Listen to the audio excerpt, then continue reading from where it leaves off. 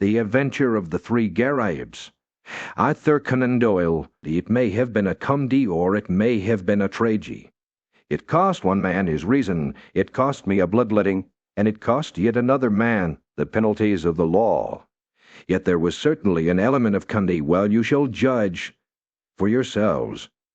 I remember the date very well, for it was in the same month that Holmes refused a knighthood for services, which may perhaps some day be described.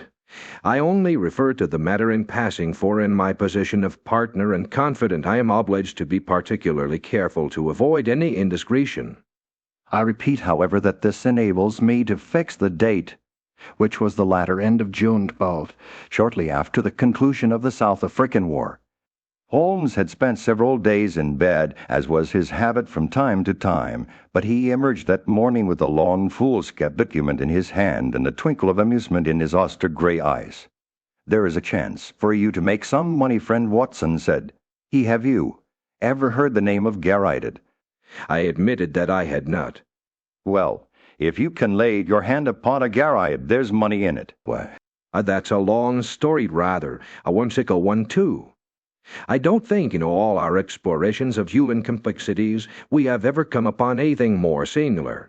"The fellow will be here presently for cross-examination, so I won't open the matter up till he comes. But meanwhile, that's the name we want." The telephone directory lay on the table beside me, and I turned over the pages in a rather hopeless quest. But to my amazement, there was this strange name in its due place. I gave a cry of triumph. "Here you are, Holmes. Here it is." Holmes took the book from my hand. "Garride, he read there's Little Redder Street was sorry to disappoint you, my dear Watson, but this is the man himself." That is the address upon his letter. "We want another to match him." Riz Hudson had come in with a curt upon a tray. I took it up and glanced at it. "Why, here it is," I cried in amazement. "This is a different initial. John Garribe, Counsellor at Law, Moorville, Kansas. Holmes smiled as he looked at the card. "I am afraid you must make yet another effort, Watson," said he.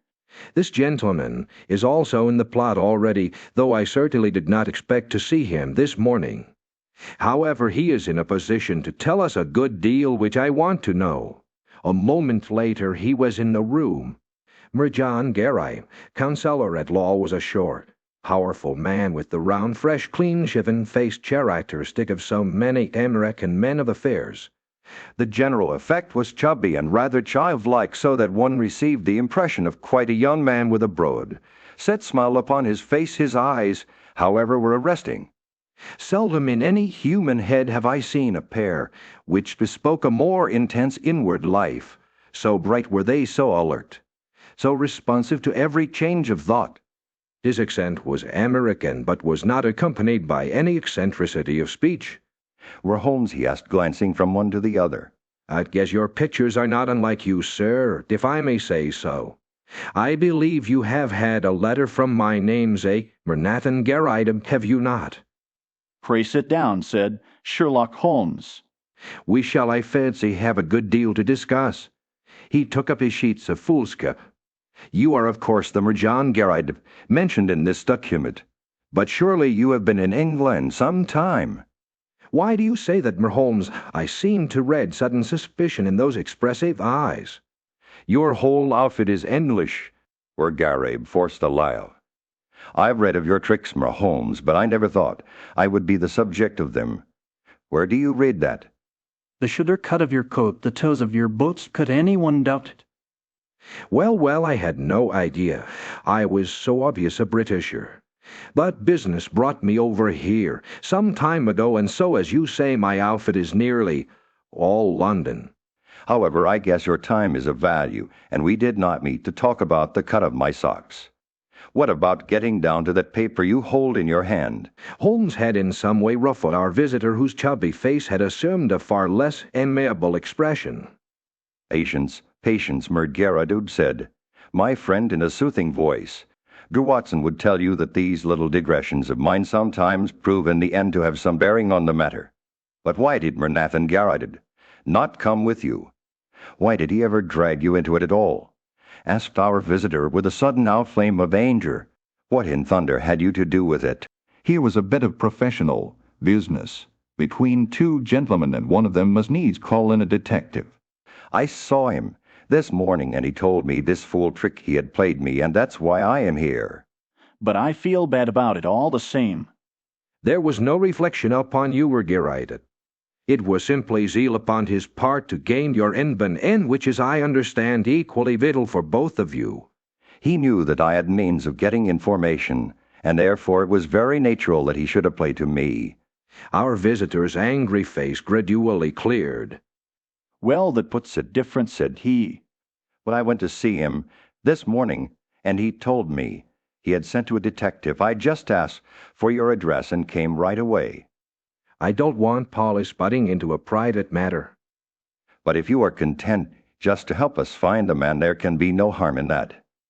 Well, that is just how it stands, said Holmes.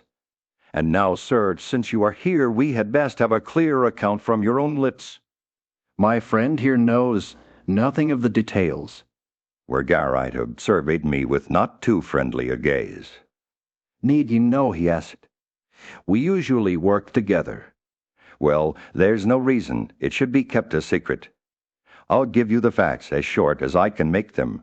If you came from Kansas, I would not need to explain to you who Alexander Hamilton Garride was. He made his money in real estate and afterwards in the wheat pit at Chickadee, but he spent it in buying up as much land as would make one of your counties lying along the Arkansas River west of Fort Dodge.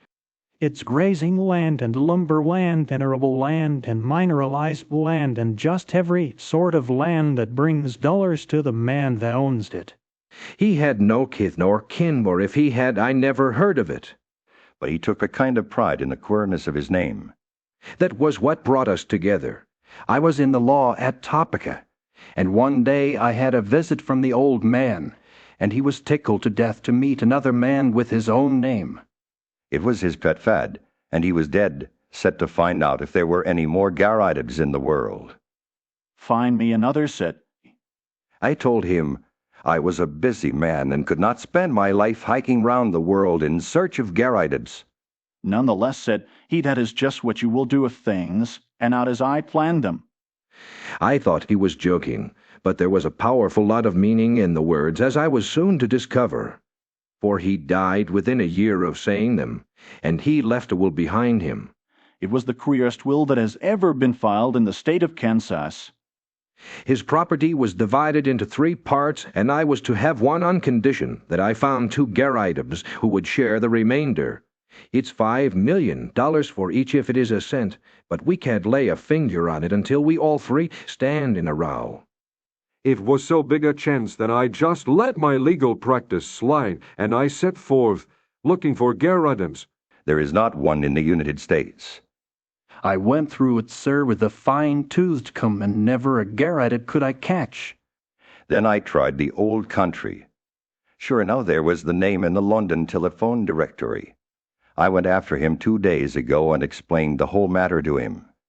But he is a lone man like myself with some women relations, but no men. It says 3 adult men in the wool.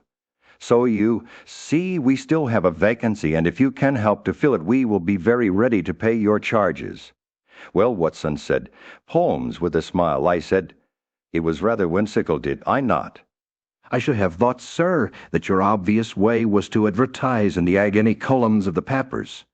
I have done that, more Holmes, no replies. Dear me, well, it is certainly a most curious little problem. I may take a glance at it in my leisure.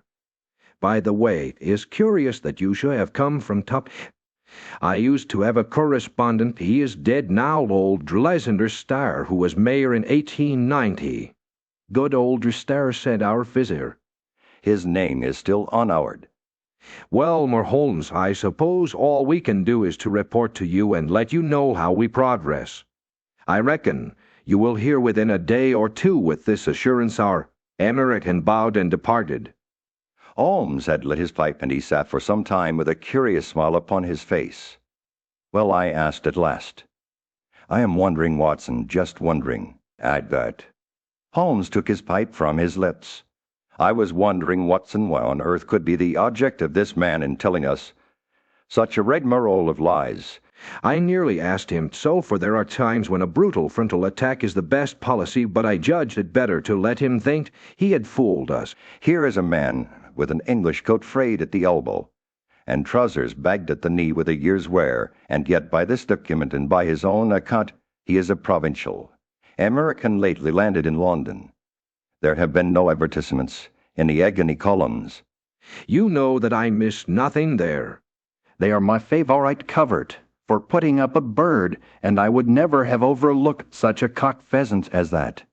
I never knew a Drulisender stir of topic. Touch him where you would he was false. I think the fellow is really an American, but he has worn his accent smooth with years of London. What is his game, then, and what motive lies behind this preposterous search for GARRIDEBS? It's worth our attention, for granting that the man is a rascal, he is certainly a complex and ingenious one. We must now find out if our other correspondent is a fraud also. Just ring him up, Watson. I did so, and heard a thin, quavering voice at the other end of the line. Yes, I am Renathan GARRIDEBS Holmes there. I should very much like to have a word with Holmes. My friend took the instrument, and I heard the usual syncopated dialogue. Yes, he has been here. I understand that you don't know him. How long? Only 2 days. Yes, of course it is a most captivating prospect. Will you be at home this evening? I suppose your namesake will not be there. Very good, we will come then, for I would rather have a chat without him. To Watson will come with me. I understand from your note that you did not go out often. Well, we shall be round about 6. You need not mention it to the American lawyer. Very good. Goodbye. It was twilight of a lovely spring evening, and even Little Rudder Street, one of the smaller offshoots from the Edgware Road, within a stone cast of old Tyburn tree of evil memory, looked golden and wonderful in the slanting rays of the setting sun. The particular house to which we were directed was a large, old-fashioned, early Georgian edifice with a flat brick face broken only by 2 deep bay windows on the ground floor. It was on this ground floor that our client lived, and indeed the low windows proved to be the front of that huge room in which he spent his waking hours. Holmes pointed as we passed to the small brass plate, which bore the curious name. Up some years, Watson, he remarked, indicating its discolored surface. It's his real name, anyhow, and that is something to note. The house had a common stair, and there were a number of names painted in the house, some indicating offices and some private chambers. It was not a collection of residential flats, but rather the abode of Bohemian bachelors. Our client opened the door for us himself and apologized by saying that the woman in charge left at 4 o'clock. Where Nathan GARRIDEBS proved to be a very tall, loose-jointed, round-backed person, gaunt and bald, some 60-odd years of age. He had a cadaverous face with the dull, dead skin of a man to whom exercise was unknown. Large round spectacles and a small projecting goat's bird combined with his stooping attitude to give him an expression of peering curiosity. The general effect, however, was amiable though eccentric. The room was as curious as its occupant.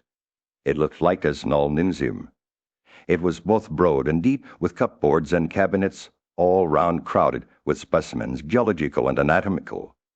His is of butterflies and moths flanked each side of the entrance. A large table in the center was littered with all sorts of debris, while the tall brass tongue of a powerful microscope bristled up among them. As I glanced round, I was surprised at the universality of the man's interests.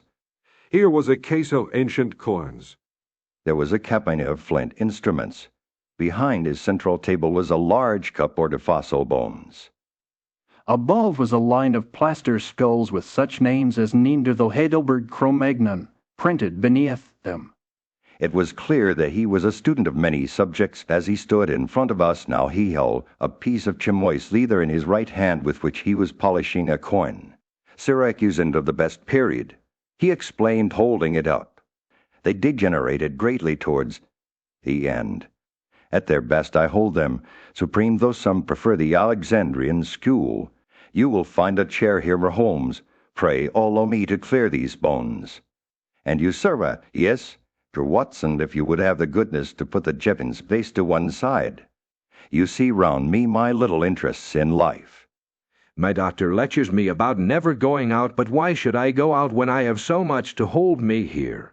I can assure you that the adequate cataloring of one of those cabinets would take me 3 good months. Holmes looked round him with curiosity. But do you tell me that you never go out, he said. Now and again, I drive down to Sotheby's or Christie's.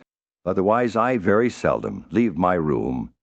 I am not too strong, and my researches are very absorbing. But you can imagine Mer Holmes were terrific, shocked pleasant, but terrific it was for me when I heard of this unparalleled good fortune.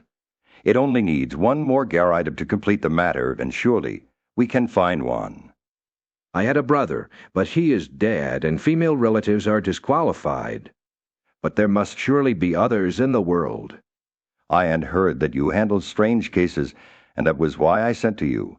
Of course, this American gentleman is quite right, and I should have taken his advice first, but I acted for the best.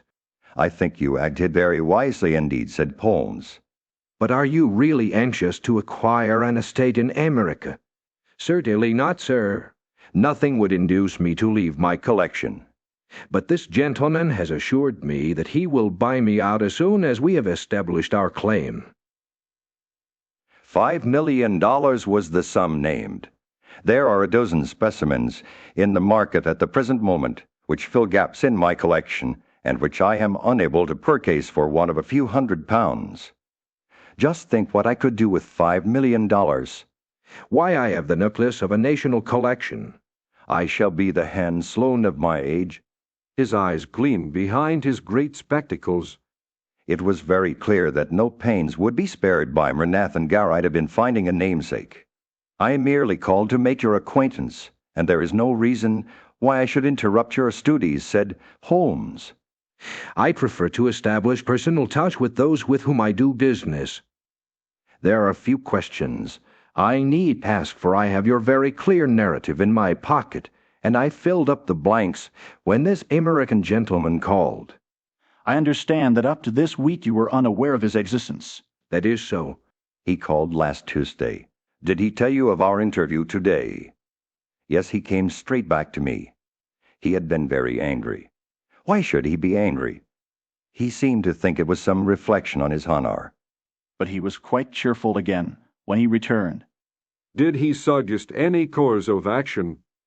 No, sir, he did not. As he had, or asked for any money from you? No, sir, never. You see no possible object he has in view. None except what he states. Did you tell him of our telephone appointment? Yes, sir, I did. Holmes was lost in thought. I could see that he was puzzled. Have you any articles of great value in your collection? No, sir, I am not a rich man. It is a good collection, but not a very valuable one.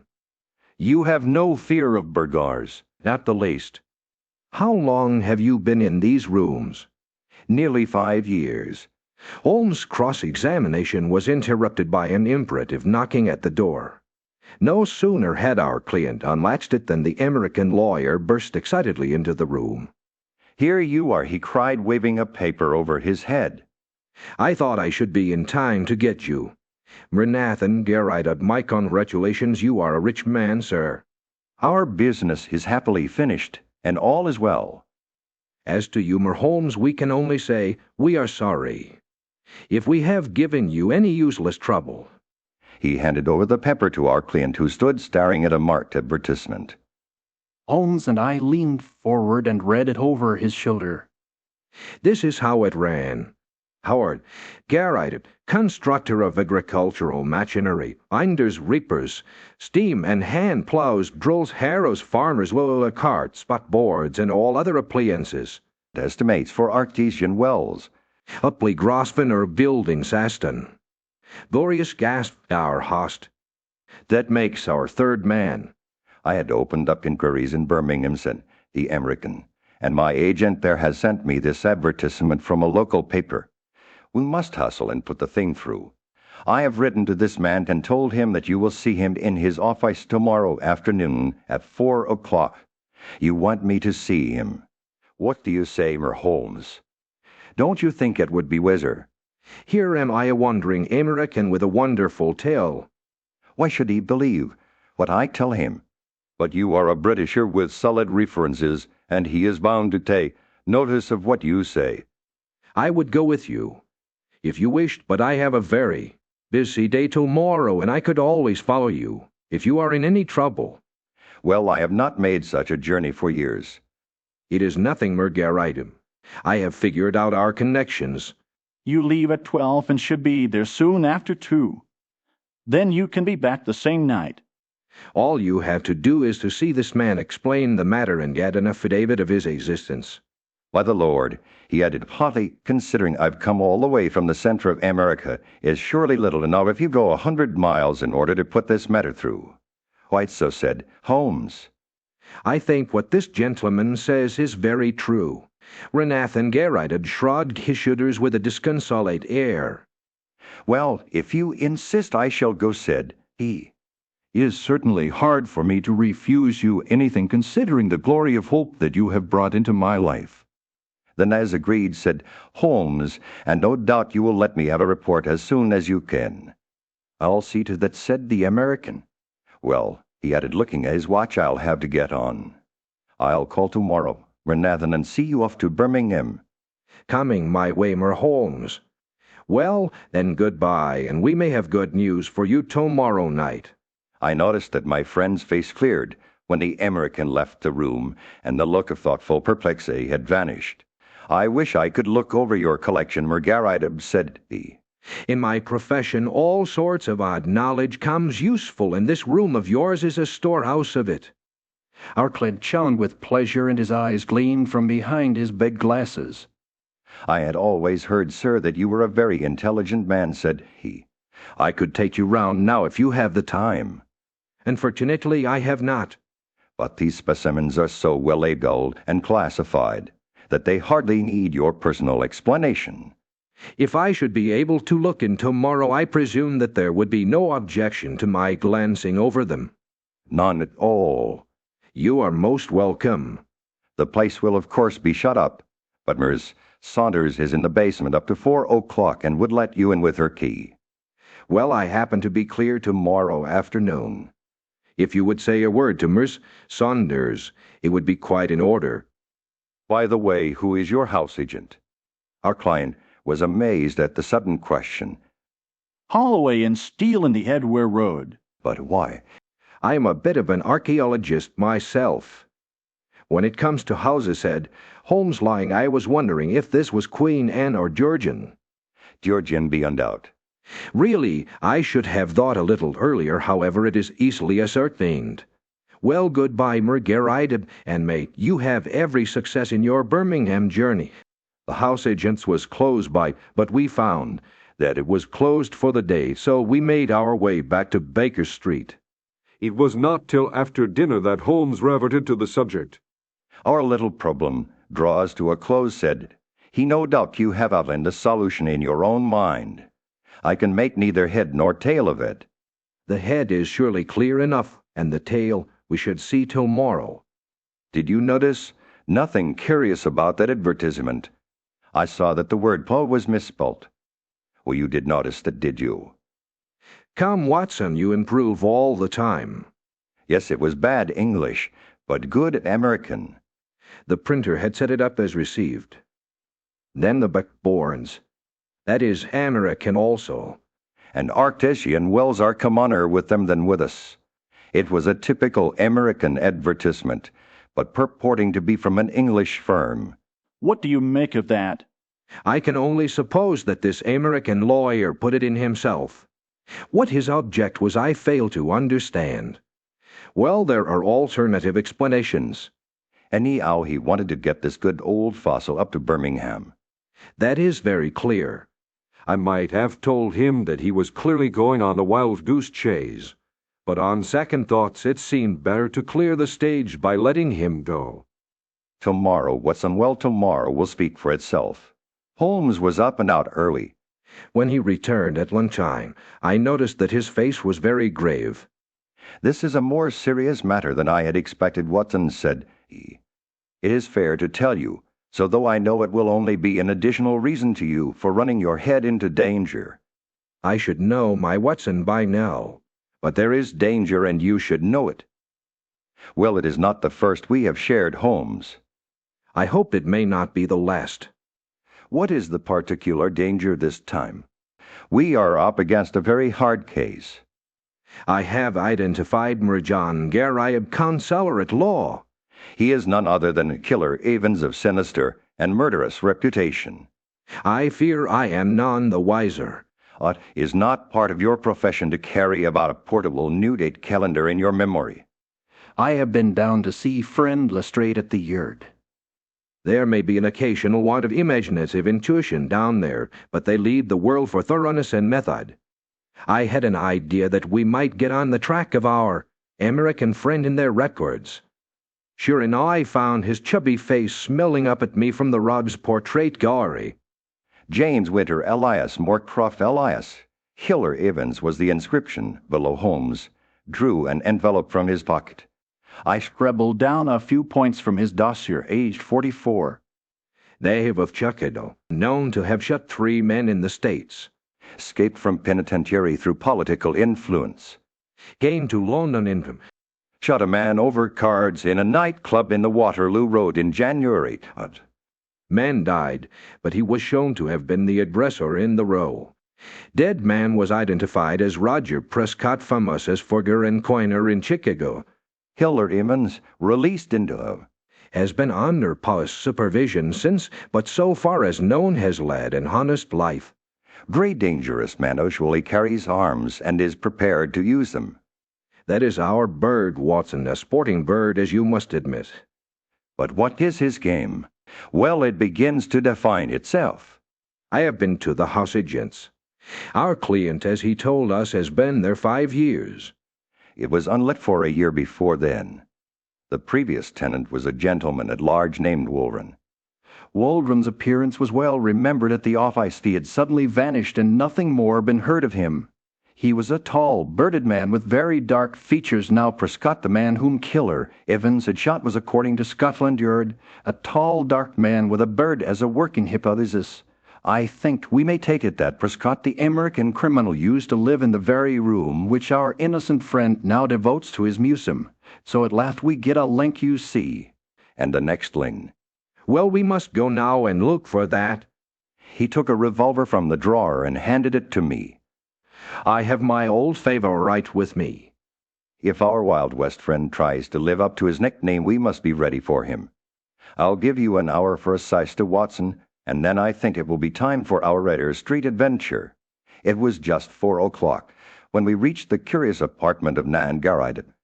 Miss Saunders, the caretaker, was about to leave, but she had no hesitation in admitting us, for the door shut with a spring lock, and Holmes promised to see that all was safe before we left. Shortly afterwards, the outer door closed her bonnet past a bow window, and we knew that we were alone in the lower floor of the house. Holmes made a rapid examination of the premises. There was one cupboard in a dark corner, which stood out a little from the wall. It was behind this that we eventually crouched, while Holmes in a whisper outlined his intentions.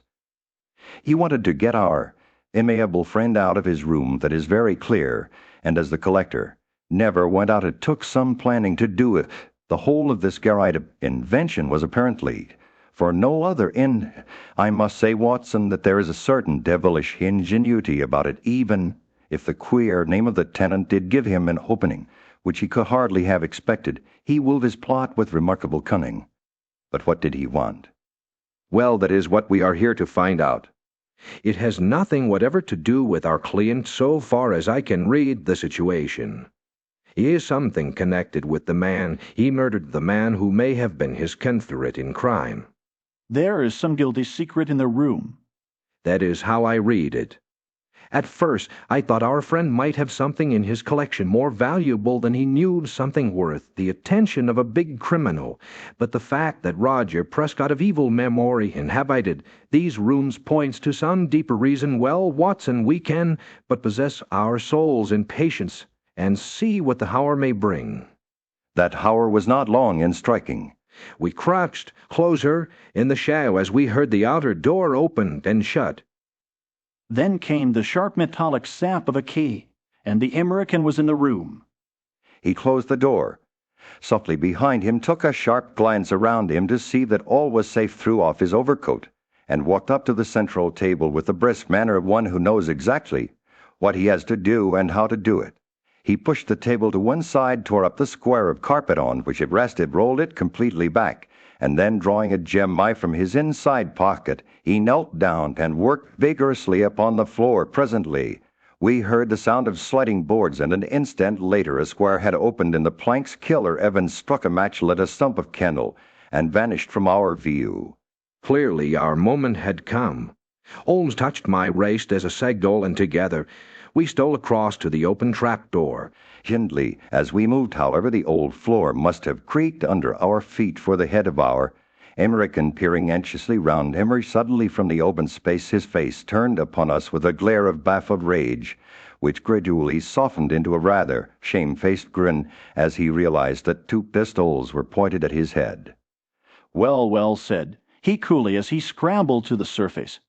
I guess you have been one too many for me, Holmes. Saw through my game, I suppose, and played me for a sucker from the first. Well, sir, I hand it to you. You have me beaten. In an instant he had whisked out a revolver from his breast and had fired 2 shots. I felt a sudden hot sear as if a red-hot iron had been pressed to my thigh. There was a crash as Holmes' pistol came down on the man's head.